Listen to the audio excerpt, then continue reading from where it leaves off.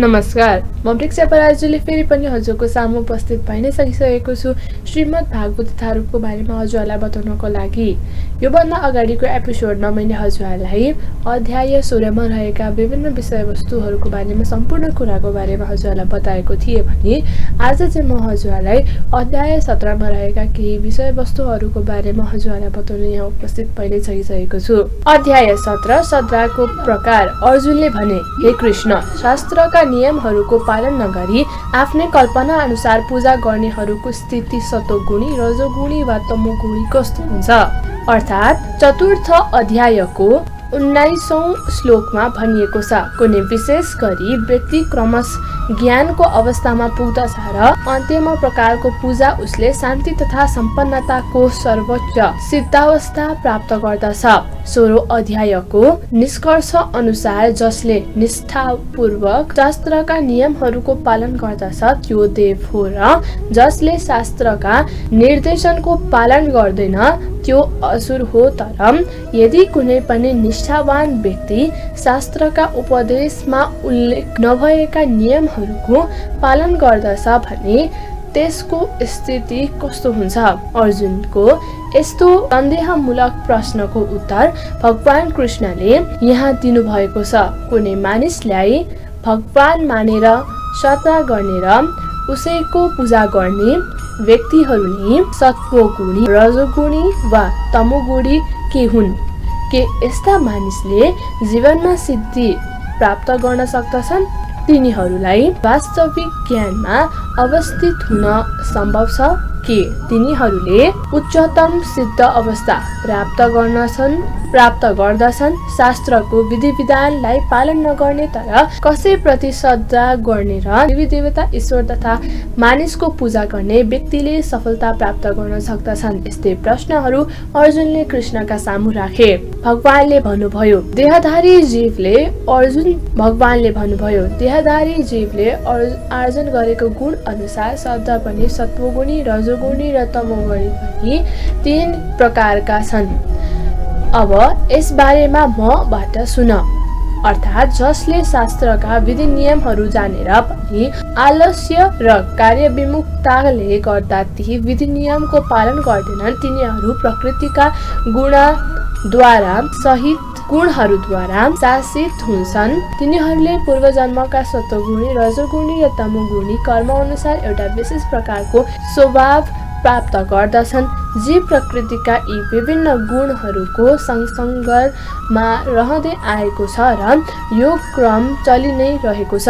प्रकृतिका संसर्गमा रहने हुनाले जीवले पनि प्रकृतिकै गुण अनुसार विभिन्न प्रकारका मनोवृत्ति आर्जन गर्दछ। तर प्रामाणिक गुरुका संगतिमा रहेर शास्त्रका विधि विधानहरू पालन गर्दै गएमा यी मनोवृत्तिहरूमा परिवर्तन हुन सक्दछन्। फलत मानिसले आफूलाई क्रमैसँग तमोगुणीबाट रजोगुणीमा, रजोगुणीबाट सतोगुणीमा परिवर्तन गर्न सक्दछन्। भन्नुको अर्थात् के हो भने प्रकृतिको कुनै पनि गुणमा प्रकृतिमा कुनै गुणमा गरिने अन्धविश्वासले मानिसलाई सिद्ध अवस्थासम्म पुर्याउन सहायता गर्दैन। मानिसले प्रामाणिक गुरुका संगतिमा रहेर बुद्धिपूर्वक बडो सावधान भएर चिन्तन मनन गर्नुपर्दछ। यस प्रकार उसले आफूलाई प्रकृतिका उच्चतर गुणको स्थितिमा पुर्याउन सक्दछ। हे भरतपुत्र, विभिन्न गुण अन्तर्गत आफ्नो अस्तित्व अनुसार मानिसले एउटा विशेष प्रकारको श्रद्धा वृद्धि गरेको हुन्छ। त्यो विशेष श्रद्धाको उसले आर्जन गरेका गुण अनुसारकै हुन्छ। अर्थात् मानिस जस्तो सुकै होस् तर प्रत्येकमा एउटा विशेष किसिमको हुन्छ। तर उसले आर्जन गरेको स्वभाव अनुसार उसको श्रद्धा रहेको सात्विक, राजस र तमसी कुनै पनि प्रकार हुन सक्दछ।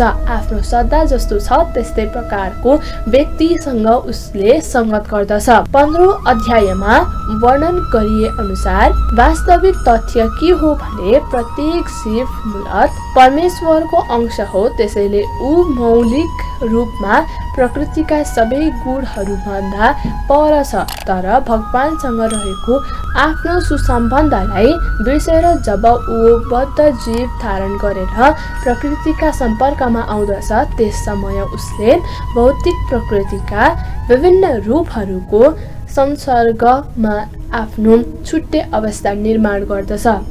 यसरी प्राप्त गरेको कृत्रिम श्रद्धा र त्यसको अस्तित्व पनि भौतिक किसिमकै हुन्छ। मानिस जुनसुकै अवधारणा वा देहात्म बोधद्वारा प्रेरित भएको भए पनि ऊ मूल रूपमा निगूढ छ र दिव्य छ। तसर्थ भगवानसँग रहेको आफ्नो सुसम्बन्ध फेरि कायम गर्नका लागि मानिसले आफूलाई भौतिक कल्पसहरूबाट शुद्ध गराउनु पर्दछ। निर्भय भएर कृष्ण भावना मृत्युमा फर्किन सकिने यही मात्र एउटा मार्ग हो। कृष्ण भावनामा अवस्थित भएको व्यक्तिका लागि सिद्धिका स्तरसम्म पुग्ने बाटो निश्चित भइसकेको हुन्छ। आत्म साक्षात्कारको यो मार्गलाई न अपनाएमा मानिस निश्चय नै प्रकृतिको गुणका प्रभावद्वारा सञ्चालित हुन पुग्दछन्। यस श्लोकमा श्रद्धा शब्द अत्यन्त महत्त्वपूर्ण छ। श्रद्धा मूल रूपमा सत्व गुणबाट उत्पन्न हुन्छ। मानिसको श्रद्धा कुनै देवतामा हुन सक्दछ, कुनै कृत्रिम ईश्वर प्रति हुन सक्दछ या कुनै पनि मनोधर्ममा पनि हुन सक्दछ। तर बलियो श्रद्धा भनेकै केवल सात्विक कर्मबाटै उत्पन्न हुन सक्दछ। भौतिक बद्ध जीवनमा कुनै पनि कार्य पूर्णतया शुद्ध हुन सक्दैनन्। सबै कर्महरू मिश्रित हुन सक्दछन्। ती कर्महरू शुद्ध सात्विक हुँदैनन्। शुद्ध सत्व भने दिव्य हुन्छ। शुद्ध सत्वमा रहेर नै मानिसले भगवानको वास्तविक स्वभावलाई नै बुझ्न सक्दछ। प्रकृतिका कुनै पनि गुणबाट दूषित रहेसम्म मानिसको श्रद्धा पूर्ण सात्विक हुँदैन। प्रकृतिका दूषित गुणहरू मानिसका हृदयसम्म फैलिन पुग्दछन्। अत कुनै पनि विशेष गुणको सम्पर्कमा आएपछि मात्रै हृदयमा पनि त्यस अनुसारकै श्रद्धा उत्पन्न हुन्छ। बुझ्नुपर्ने कुरा के हो भने जसको हृदय सत्व गुणमा रहेको छ भने उसको श्रद्धा पनि सत्वगुणी हुन्छ। हृदय रजोगुणीमा छ भने श्रद्धा पनि रजोगुणीमै हुन्छ र तमोगुणी हृदय हुनेहरूको श्रद्धा पनि तमोगुणी हुन्छ, कलुषित हुन्छ। यस प्रकार हामी समाज र संसारमा विभिन्न प्रकारका श्रद्धाहरू देख्दछौँ र ती विविध प्रकारका किसिमका श्रद्धा अनुसार नै भिन्दा भिन्दै प्रकारका धर्महरू पनि छन्। धार्मिक श्रद्धाको वास्तविक सिद्धान्त शुद्ध सत्वगुणीमा अडिएको हुन्छ। तर हृदय कलुषित भएकाले भिन्न प्रकारका धार्मिक सिद्धान्त देखिएका हुन्। विभिन्न प्रकारका श्रद्धा अनुसार पूजा पनि विभिन्न प्रकारका हुन्छन्। सत्वगुणी व्यक्तिहरू देवताको पूजा गर्ने गर्दछन्, रजोगुणीहरू राक्षस र यक्षको पूजा गर्दछन् अनि तमोगुणीहरू चाहिँ भूत प्रेतहरूको पूजा गर्दछन्। अर्थात् यस श्लोकमा के भनिएको छ भने भगवानले बहिर्मुखी क्रियाकलाप अनुसार पूजा गर्नेहरूको विभिन्न प्रकारमा विभाजन गर्नुभएको छ। शास्त्रको आदेश अनुसार एक मात्र भगवानको पूजा गर्नु पर्दछ। तर शास्त्रको उपदेश थाहा नपाउनेहरू वा त्यसमा श्रद्धा नराख्नेहरू आफ्नै विशिष्ट गुणको अवस्था अनुसार नै विभिन्न प्रकारको वस्तुहरूको पूजा गर्दछन्। जो सत्वगुणी छन् तिनीहरूले देवताको पूजा गर्दछन् भने ब्रह्मा शिव लगायतका इन्द्र चन्द्र तथा सूर्य आदि अन्य देवताहरू हुन्। देवताहरू धेरै छन्। सत्वगुणीहरू कुनै विशेष उद्देश्य पूर्तिका लागि कुनै विशेष देवताको पूजा गर्दछन्। यसै गरी रजोगुणीहरू यक्ष तथा राक्षसको पूजा गर्दछन्। हामीलाई सम्झना छ। दोस्रो विश्वयुद्धको समयमा कलकत्तामा एकजना मानिसले हिटलरको पूजा गर्ने गर्दथ्यो, किनभने उसले त्यस युद्धकालमा कालो धन्दा गरेर प्रचुर धन सम्पत्ति थुपारेको थियो। त्यसैले ऊ त्यो युद्धलाई धन्यवाद दिन्थ्यो। त्यसै गरी रजोगुडी र तमोगुडीहरू प्राय कुनै पनि शक्तिशाली व्यक्तिलाई ईश्वर मान्दछन्। उनीहरू के सोच्दछन् भने कुनै पनि व्यक्तिलाई ईश्वर मानेर पूजा गर्न सकिन्छ र त्यसबाट पनि उस्तै फल पाइन्छ। यहाँ स्पष्ट रूपमा के कुराको वर्णन गरिएको छ भने रजोगुडीहरू आफ्नै यस्ता देवताहरू सृष्टि गर्दछन् र तिनको पूजा गर्दछन्, तर जो तमोगुडी छन् वा अन्धकारमा छन् तिनीहरू भूत प्रेतको पूजा गर्दछन्। कहिलेकाहीँ मानिसहरू केही मृत व्यक्तिका चाहनाहरूमा पनि पूजा गर्दछन्। मैथुन कार्यलाई पनि तमोगुडी कार्य भनिन्छ। यसै गरी भारतका सहर गाउँहरूमा पनि भूतहरूको पूजा गर्ने प्रचलन छ। भारतका तल्ला जातका मानिसहरू जङ्गलमा गएर जुन रुखमा भूत छ भन्ने सुनेका हुन्छन् त्यही रुखमा पूजा गर्ने र बलि चढाउने गरेको हामीले देखेका छौँ र सुन्दै पनि आएका छौँ। यस प्रकारका कुनै पनि पूजाहरू वास्तवमा ईश्वर पूजा होइनन्। ईश्वरको पूजा शुद्ध सात्विक स्थितिमा रहेका व्यक्तिले गर्दछन्। श्रीमद् भागवतमा पनि सत्व विशुद्ध वासुदेव शब्दितम भनेर भनिएको छ, अर्थात् शुद्ध सत्वगुणी व्यक्ति वासुदेवको पूजा गर्दछन्। अर्थात् के हो भने प्रकृतिका भौतिक गुणहरूबाट पूर्णतया शुद्ध भइसकेको र दिव्य पदमा पुगेको व्यक्तिले मात्र भगवानको पूजा गर्न सक्दछन्। निराकारवादीहरू सत्वगुणमा अवस्थित मानिन्छन् र तिनीहरू 5 प्रकारका देवताहरूको पूजा गर्ने गर्दछन्। भौतिक जगतमा तिनीहरू दर्शनमूलक विष्णुका रूपमा चिनिने निराकार विष्णुको पूजा गर्ने गर्दछन् भने विष्णु भगवानको विस्तारित रूप हुन्छन्, तर निराकारवादीहरू भने भगवानमा विश्वास नगर्ने हुँदा पनि विष्णुलाई निराकार ब्रह्मकै अर्को अंशका रूपमा देख्दछन्। यसै गरी तिनीहरू ब्रह्माजीलाई पनि रजोगुडीको निराकार स्वरूपमा मान्दछन्। कहिलेकाहीँ तिनीहरू 5 प्रकारका पूजनीय देवताहरूको पनि वर्णन गर्दछन्, तर निराकार ब्रह्मलाई नै वास्तविक सत्य मान्ने हुँदा अन्त्यमा गएर तिनीहरूले सम्पूर्ण पूजनीय वस्तुहरूलाई नै त्यागिदिन्छन्। निष्कर्षमा के भन्न सकिन्छ भने दिव्य स्वभाव भएको व्यक्तिको सङ्गतमा रहनाले प्रकृतिका विविध प्रकारका गुणहरूका प्रभावलाई पनि शुद्ध पार्न सकिन्छ। जो दम्भ र अहङ्कारले अभिभूत भएर शास्त्र विरुद्ध कठोर व्रत एवं तपस्या गर्दछ, जुन काम र आसक्तिद्वारा नै प्रेरित छन् र जुन भौतिक शरीर तथा शरीरभित्र रहने परमात्मालाई कष्ट दिन्छन्, त्यस्ता मूर्खहरू असुर भनिन्छन्। अर्थात् केही मानिसहरू शास्त्रमै नभएको व्रत र तपस्याहरूको पनि वर्णन गर्दछन्। उदाहरणका लागि कुनै पनि स्वार्थ पूरा गर्नु तथा शुद्धि राजनैतिक कारणले उपहास गर्ने कुराको उल्लेख शास्त्रमा छैन।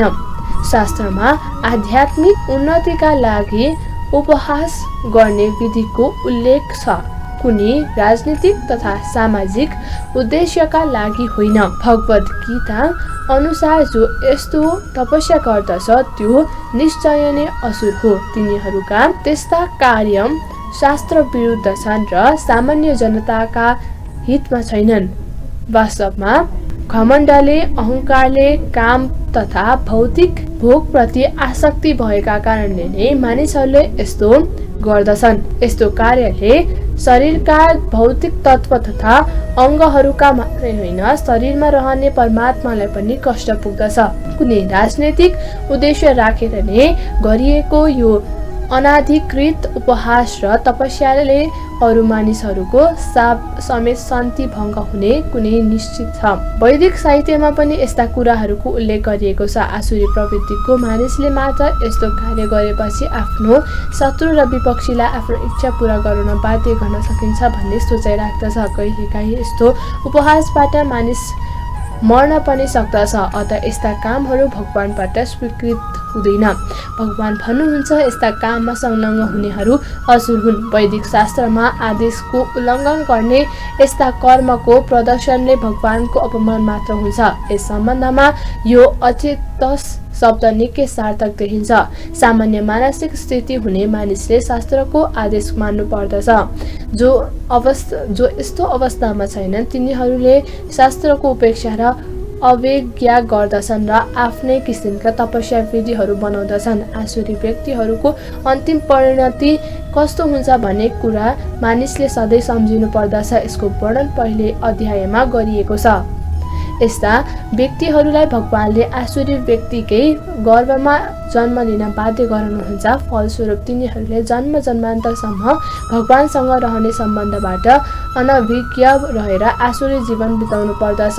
तर कुनै पनि गुरुले तिनीहरूलाई मार्गदर्शन गर्दै वैदिक ज्ञानको बाटोमा हिँडाए भने त्यस्ता भाग्यमानी व्यक्तिहरू भावबन्धनबाट मुक्त भएर अन्त्यमा परम लक्ष्य तथा सक्षम हुन्छन्। प्रत्येक व्यक्तिलाई चाहिने भोजन पनि प्रकृतिकै गुण अनुसार 3 प्रकारका हुन्छन्।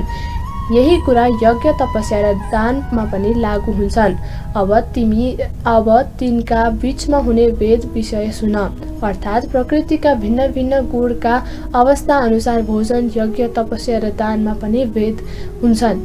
ती सबै एउटै स्तरका हुँदैनन्। विश्लेषणात्मक रूप जसले कुन गुण के गर्नुपर्दछ भन्ने ज्ञान जानेको हुन्छ तिनीहरूले वास्तवमा बुद्धिमानी हुन्छन्। तर जसले सबै प्रकारका यज्ञ भोजन दानलाई समान ठान्दछन् र तिनका कुनै अन्तर देख्दैनन् ती अज्ञानी हुन्। मानिसले आफूले चाहना गरेको काम गर्न सक्दछ र त्यसैबाट सिद्धि प्राप्त गर्न सक्दछ भनी बहस गर्ने धर्म प्रचारकहरू पनि छन्। तर शास्त्रको आदेश अनुसार यही नगर्ने कस्तो मार्गदर्शन मूर्ख हुन्। यिनीहरूले मनपरा कुराहरू बनाएर भ्रमित गर्ने काम मात्र गर्दछन्। जुन भोजनले आयु बढाउँछ, जीवनलाई शुद्ध पार्दछ, बल स्वास्थ्य सुख तथा तृप्ति प्रदान गर्दछ यस्ता भोजन सत्वगुणी व्यक्तिहरूलाई मन पर्दछ। यस प्रकारको भोजन रसमय हुन्छ, स्कन्धन हुन्छ, हितकारी र स्वास्थ्यप्रद हुन्छन् र हृदयलाई आनन्द दिने किसिमका हुन्छन्। आध्यात्मिक तितो, अमिलो, नुनिलो, तातो, पिरो, सुक्खा तथा तातोपन उत्पन्न गराउने भोजन रजोगुणी व्यक्तिलाई मन पर्दछ। यस्तो भोजनले दुःख, शोक तथा रोग उत्पन्न गराउँदछ। ग्रहण गर्नुभन्दा 3 घण्टा पहिले नै पकाइएको, स्वाद रहित, बिग्रिएको, सडेको र जुठो तथा उत्प्रेरित खानेकुरा तमोगुणी मानिसहरूलाई प्रिय लाग्दछ। अर्थात् अहङ्कारको उद्देश्य आयु बढाउनु हो, मस्तिष्कलाई शुद्ध पार्नु पनि तथा शरीरको शक्ति पुर्याउनु हो। यही नै यसको उद्देश्य हो। प्राचीन कालमा पनि महापुरुष दुध, परिकार, चिनी, चामल, गहुँ, फलफुल, तरकारी आदि आयुर्वेदिक तथा बलविधिक आहार भनेर खाँदथे भने यस्तै भुटेको मकै र गुड आदि केही पदार्थ सेवन रुचिकार नभएको दुध वा अन्य पदार्थसँग मिलाएको खाने हो स्वादिष्ट हुन्छन्। यो भोजनहरू स्वभावले शुद्ध हुन्छन्। यी खाद्यहरू मासु र मदिरा जस्ता अशुद्ध हुँदैनन्।